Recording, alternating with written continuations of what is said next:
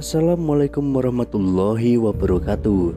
Kembali lagi di channel Nasihat Kehidupan Misteri.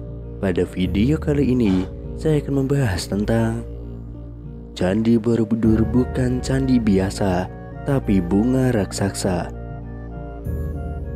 Candi Borobudur telah diakui sebagai warisan dunia UNESCO dan situs arkeologi Buddha terbesar di dunia oleh Guinness World Record.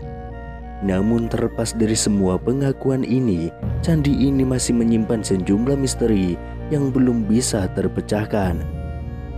Candi Borobudur yang terletak di Kabupaten Magelang, Jawa Tengah ini selama berabad-abad terkubur di bawah gundukan tanah, menjadi serupa bukit penuh dengan semak belukar dan ditumbuhi pohon akibat letusan Gunung Merapi. Lantas pada tahun 1814, atas peran Gubernur Jenderal Britania Raya Thomas Sandford Raffles, candi ini mulai menjadi perhatian pemerintah kolonial. Raffles jugalah yang pertama kali menuliskan nama Borobudur di dalam bukunya History of Java. Borobudur memang masih banyak menyimpan sejumlah misteri, seperti bagaimana cara membangunnya, dari mana asal batu tersebut, lalu bila batunya berasal dari Gunung Merapi, bagaimana cara membawanya, mengangkatnya, dan juga menyusunnya. Letak Borobudur yang juga tidak biasa berada di atas bukit yang dikelilingi oleh dua pasang gunung kembar, yaitu Gunung Sindoro Sumbing dan Gunung Merbabu Merapi. Padahal candi lain dibangun di tanah yang datar juga menjadi teka-teki yang belum terjawab. Pada tahun 1931, seniman dan pakar arsitektur Hindu-Buddha W.E.J. Newenkam mengajukan sebuah teori bahwa dataran Kedu atau lokasi Borobudur berdasarkan legenda Jawa dulunya adalah sebuah danau purba. Borobudur dibangun melambangkan bunga teratai yang mengapung di atas permukaan danau. Ini menjadi sebuah hipotesis yang disambut perdebatan hangat oleh kalangan para ilmuwan saat itu. Dalam bukunya Fit Borobudur Mir atau Danau Borobudur, Newenkam beranggapan desain arsitektur Candi Borobudur pada dasarnya merupakan representasi dari bentuk bunga Padma atau lotus, simbol kesucian dalam Buddhisme. Desain bangunan ini diibaratkan menyerupai ceplok bunga teratai dengan daun dan bunganya mengelilingi bakal buah yang terletak di tengah-tengah kolam, tulis Newenkam. Pada awal tahun 1932, Newenkam kembali menulis opininya di jurnal Netherlands in the Old and New. Dia mengatakan bahwa bangunan raksasa itu didirikan untuk melukiskan bunga teratai sebagai penghormatan atas Buddha Maitreya. Menurutnya secara mitologis, sosok ini dinarasikan lahir dari rahim bunga teratai. Borobudur ialah bangunan bunga teratai raksasa dari jutaan kubik batu andesit yang menyembul di tengah sebuah danau.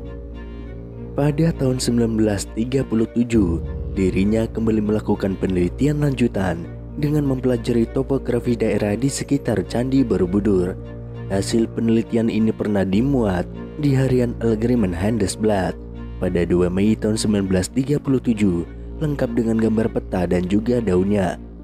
Dari rekonstruksi diandaikan Candi Mendu dan Candi Pawon yang berada pada satu garis lurus dengan Candi Borobudur berada di dataran dengan lokasi di tepian danau.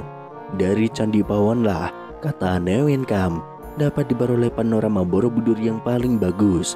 Sementara itu, untuk membuktikan hipotesisnya ini, Newenkam menunjukkan beberapa nama desa di sekitar Candi Borobudur yang berhubungan erat dengan danau dan air, seperti Tanjung Sari, Bumi Segoro, Sabrang Rowo, atau Segaran. Tetapi mendengar hipotesis itu, Theodor van Erp, orang Belanda yang juga berjasa memimpin pemugaran Candi Borobudur, langsung menyanggahnya. Dirinya tentu memahami benar segi-segi teknis bangunan ini. Dalam catatan Van Erp, Candi Borobudur dibangun dari 2 juta kubik batu andesit, terdiri dari 1460 panel bergambar dan 1212 panel dekoratif, dan juga 504 patung Buddha 3 dimensi plus satu stupa besar dengan diameter 52 kaki. Berdasarkan pengetahuan dan argumentasi dari segi teknis bangunan itulah, Van Earp mengkritik fantasi Neuwenkamp yang disebutnya ngawur. Pasalnya hipotesa ini tidak didasarkan prasasti yang menyebutkan adanya lingkungan danau di sekitaran candi. Walau demikian, sejak Neuwenkamp memukakan hipotesisnya ini, dirinya berhasil merangsang ilmuwan lain agar membuktikan hal ini. Beragam ilmuwan hingga tokoh nasional pun mulai mencari pembuktian akan hipotesis ini. Pada tahun 1964, ketika pemerintah Indonesia merencanakan pembangunan Tugu Nasional, hipotesis ini kembali mencuat. Presiden Soekarno menyarankan replika Candi Borobudur ditempatkan pada lanskap danau supaya tampak lebih indah. Merespon ide tersebut, dikerahkan tim geologi Bandung untuk melakukan penelitian lapangan di daerah Borobudur.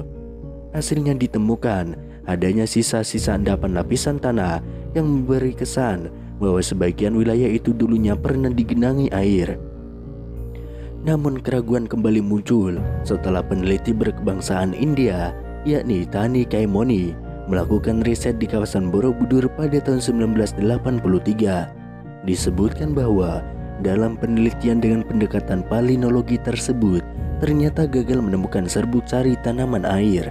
Dalam bukunya Palynological Investigation on the Borobudur Monument, dirinya menyimpulkan bahwa tidak ditemukan sedikit pun polen sebagai indikasi adanya tumbuhan rawa-rawa atau tanaman air. Maka berarti bisa disimpulkan bahwa tidak ada lingkungan danau di kawasan sekitar bangunan raksasa itu, tulis Tani Kaimoni. Tetapi pada tahun 1986, wacana danau di sekitar Borobudur kembali mengemuka setelah adanya riset dari J.J. Nosin dan Cesar Vote. Mereka menggunakan analisis geoformologi. Berdasarkan interpretasi foto udara plus observasi lapangan, dari hasil penelitian ini mereka menyimpulkan bahwa dataran di sekitar Borobudur memang pernah menjadi lingkungan danau, tetapi bukan pada masa dinasti Selendra, namun jauh saat bumi masih zaman Kuater, yakni 600.000 tahun yang lalu. Riset ilmiah tidak berhenti di situ. Geolog asal Indonesia, Elmi Wurwanto, memiliki bukti akan hipotesis lain. Dengan pendekatan geologi, dirinya justru menemukan endapan batu lempung yang mengandung serbuk sari tanaman air. Sedangkan berdasarkan penelitian radiokarbon C14 dengan mengambil berbagai sampel dari area seluas 10 x 8 km di sekitar Candi Borobudur, dia sampai pada kesimpulan bahwa lempung itu memang mengandung serbuk sari tanaman air. Dari sinilah dirinya menyimpulkan terbentuknya lingkungan danau sudah terjadi mulai kala Pleistosen atas dan berakhir jauh setelah Candi Borobudur itu dibangun, yakni pada kisaran akhir abad ke-13.